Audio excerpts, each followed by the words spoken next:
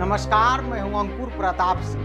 बिहार की राजनीति हमेशा से उतार चढ़ाव से भरी रही है। यहाँ एक एक चुनाव में समीकरण बदलते हैं, नए चेहरे उभरते हैं और पुराने राजनीतिक घराने भी अपनी अपनी पकड़ मजबूत रखने की कोशिश करते हैं। लेकिन इस बार बिहार विधानसभा की राजनीति में एक ऐसी पार्टी ने एंट्री की है जिसके पास न कोई विधायक है और न ही कोई सांसद। नाम है जनसुराज।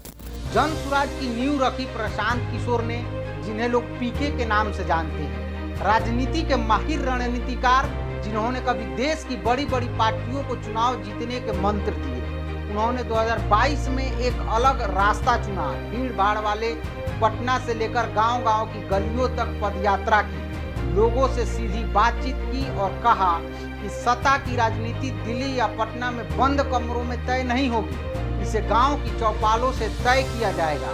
जनसुराज पार्टी का दावा है कि वे किसी जाति, धर्म या परिवार की राजनीति नहीं करेंगे। उनका कहना है कि बिहार की असली ताकत गांव, किसान, नौजवान और महिला है। आज जब बेरोजगारी, पलायन और शिक्षा स्वास्थ्य की बदहाली से बिहार जूझ रहा है, तब जनसुराज खुद को विकल्प के रूप में पेश करता है। लेकिन बड़ा सवाल है कि क्या बिना विधायक और सांसद के कोई पार्टी सरकार बनाने का सपना देख सकती है? प्रशांत किशोर ने हजारों किलोमीटर की यात्रा कर हर जिले, हर ब्लॉक और हर गांव में पहुंचने की कोशिश की। उन्होंने कोशिश की कि जनता सिर्फ वोटर न रहे, बल्कि राजनीति की धारा तय करने वाला बने।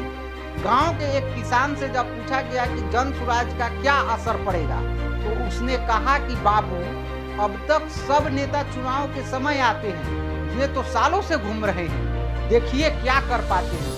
युवा वर्ग, खासकर बेरोजगार और पढ़े लिखे युवाओं का एक हिस्सा जनसुराज की ओर उम्मीद से देख रहा है।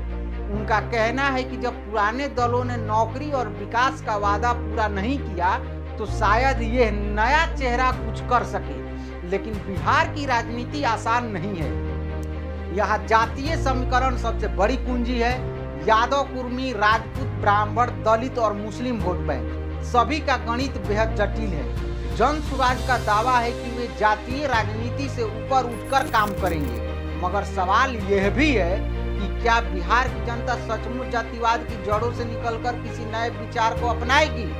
इसके अलावा संगठन की मजबूती, चुनाव लड़ने के लिए उम्मीदवार, संसाधन और जनता का भरोसा, ये सब चुनौतियां सामने खड़ी है। भले ही जनसुराज का अभी विधानसभा या संसद में कोई प्रतिनिधि नहीं है, लेकिन उनकी मौजूदगी से पुराने राजनीतिक दलों में हलचल जरूर है। राजद, जदयू, भाजपा और कांग्रेस सभी यह समझते हैं कि अगर जनता का मूड बदल गया तो समीकरण बिगड़ सकते हैं। एक राजनीतिक विश्लेषक ने कहा कि बिहार में राजनीति केवल सत्ता बदलने का खेल नहीं है, यह उम्मीद बदलने का खेल भी है। जनसुराज ने एक नई उम्मीद जगाई है। अब यह देखना है कि यह उम्मीद वोट में बदलती है या नहीं। जनसुराज का सपना है कि 2025 के चुनाव में वे न सिर्फ सीट जीते, बल्कि सरकार बनाने की स्थिति में भी पहुंचे। क्या यह हकीकत बनेगा या सिर्फ सपना ही रह जाएगा, यह तो वक्त बताएगा। लेकिन इतना तय है कि बिहार की राजनीति में अब एक नया नाम जुड़ गया है, जनसुराज। एक ऐसी पार्टी जिसके पास आज कोई विधायक या सांसद नहीं है, मगर बिहार की सत्ता के दरवाजे पर दस्तक दे रही है। तो आज के लिए सिर्फ इतना ही। नमस्कार, मैं हूं अंकुर प्रताप सिंह और आप देखते रहिए एजे न्यूज।